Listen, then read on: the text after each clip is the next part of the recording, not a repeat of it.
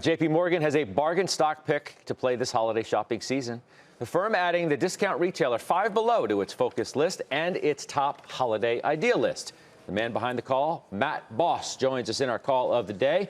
Just named the #1 analyst again by Institutional Investor for 2019. Congratulations, Matt. Welcome back to the show. Thanks for having me on again. Yeah, you bet. So let's talk Five Below, okay? Stocks had a nice move, up 20% year to date. It still sits 18% below its 52-week high. You're looking for a move of 18%. So you're saying this stock has momentum to get back to its high, but then what? I think you have momentum to get back to the high, but then I also think you have pent-up earnings power and pent-up stock momentum where we break that high. And I think you're looking at a risk-reward here where we could be talking 40 to 50% on the upside. And if I throw a 1 times peg to its 20% earnings growth trajectory that I think this company has for the next 3 to 5 years, I think you're looking at 10 to 15% downside from here, but potentially an up 50% scenario. Josh Brown has a question for you, Matt. Hey, Matt, have investors in this space traditionally been rewarded for buying stocks at 44 times earnings? And if not, what's different about this than other high-flying valuation retailers that you've seen before? So I think a couple things. The setup in Five Below actually reminds me a lot of 2 years ago. So basically May of 2018, there was a lot of skepticism on the near-term trends. This time around, it's more on the tariff side. It's more on their pricing opportunity. You saw that stock move 40 to 50% in a month following the print. And I think you have a similar setup. I think 3Q is fine. I think there's a really nice 4Q and holiday opportunity here. They're raising prices for the first time in the company's history. And you have a licensing slate with Frozen 2. So you actually have a product allocation catalyst. So fundamentally, I think it sets up well. And from a valuation perspective, I think what's interesting here is for a 20% earnings grower with high visibility to that 20%, meaning this company is growing square footage. This is a unit growth story of high teens to 20%. Basically, a flat to low single-digit comp is building in at flat margins that 20% earnings growth scenario. So from a PEG perspective, 1.5 PEG, which is basically the average for growth retail across consumer, that's the scenario here for 40 to 50% upside. Is the stock, well, is the company really getting, the business getting benefit from others' struggle in that exact space that they're in, not just broad retail, but where they're targeted?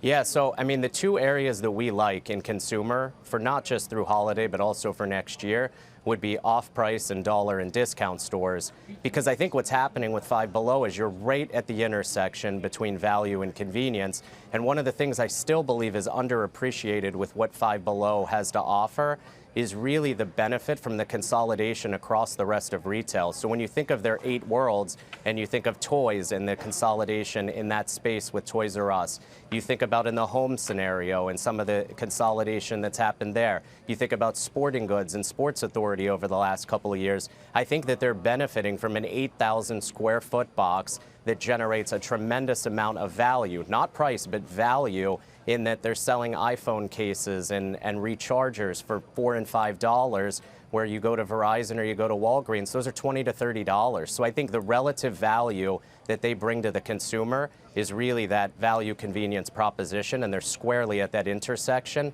which I think in retail right now is exactly where you want to be. Which is why I think, Shannon, you own Kohl's, Ross, and VF Corp. You have a question for Matt? I do. Matt, are you concerned about the prevalence of kid and teen goods in the stores? Because I think that if you look at, from a competitive standpoint, parents going in there wanting to spend a meaningful amount of money, are you worried about, where you've seen something like Forever 21 go under that teen dynamic? Honestly, I think the more disruption, the better. Now, number one in that scenario would be, you mentioned Ross stores. I think the off-pricers benefit the most in terms of availability of off-price goods and availability created from disruption. But I think as you think about the low end and more from the discretionary side, I think one thing that we didn't even touch on, the consumer backdrop here, I think is very strong into this holiday season, whether it's unemployment, whether you're looking at wages. So I think the backdrop is conducive to owning retail. I think the question is, where in retail do you want to place yourself? And again, I think disruption beneficiaries, I think, are here to stay for a multi-year period, because I still think we're in early innings of store closures and bankruptcies. So Forever 21 to me is just one of many that I think we're going to see continue to be the case for retail. And if you're delivering that value and you're convenient, and third, if you have innovation, I think you're right in the sweet spot for where you can continue to benefit from some of the larger picture things that are playing out across the space. You have to be really selective, though, right? I mean, you just said the backdrop is conducive for retail, but yet your top holiday picks include only 5 of the 30 retail stocks that are in your coverage universe, and that is not many.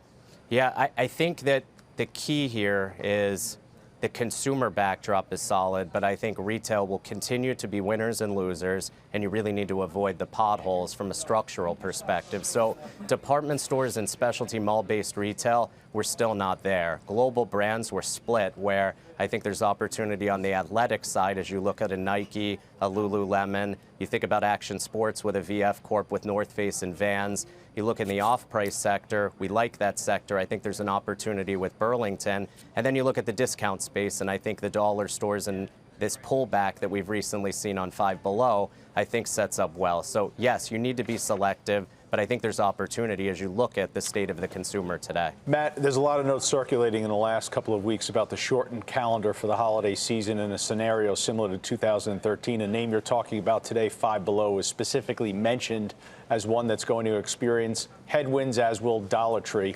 Can you make us feel comforted that that is not going to be a concern, the shortened calendar? Yeah, so if you look back to 2013, actually the biggest headwind that was faced in the retail sector is you had the condensed calendar, but far larger was the 2 weeks leading up to Christmas. There was substantial disruption from a weather perspective. So to me, the condensed calendar does heighten the risk that if we do get unfavorable weather that creates store closures, that obviously that potentially becomes a larger risk. That said, I think a couple things. Number one, as you look at the overall consumer space, last year in December, if you remember, and I'm sure you remember it well, we had almost a 20% pullback in the S&P 500, and it more or less froze the consumer across the board. So you're lapping that, number one. Number two, the macro backdrop that we just talked about, low-income consumer from a wage perspective has had 3 years of minimum wage increases. On top of that, we have unemployment that's basically at a 30-year low. So underlying consumer backdrop, lapping the stock market change from a year ago. Yes, we have a condensed calendar, but I think that consumer's coming into the holiday with that set budget. And as long as we don't have weather disruption that creates store closures, I think that the retailers that are set up well are going to be fine in the fourth quarter. What about mid-December tariffs? Quickly, I got to go, but how are you factoring that in? That's a real risk, no? I think it depends company by company who has it in their guidance. So Five Below has fully tariff lists 1 through 3, as well as 4 in the guidance, both for this year and as you look forward from a pricing perspective. So I think it's company by company in terms of tariff impact, who's embedded it in guidance and who hasn't. But most companies from a pricing perspective, I think it's going to come down to who has pricing power. The Nikes, the North Faces, the Lululemons of the world have pricing power. Department store, private label, mall-based specialty, I think that's going to be a much tougher battle. Yeah, appreciate it. As always, Matt. That's Absolutely. Matt Boss, JP Morgan, joining us there from the trading floor.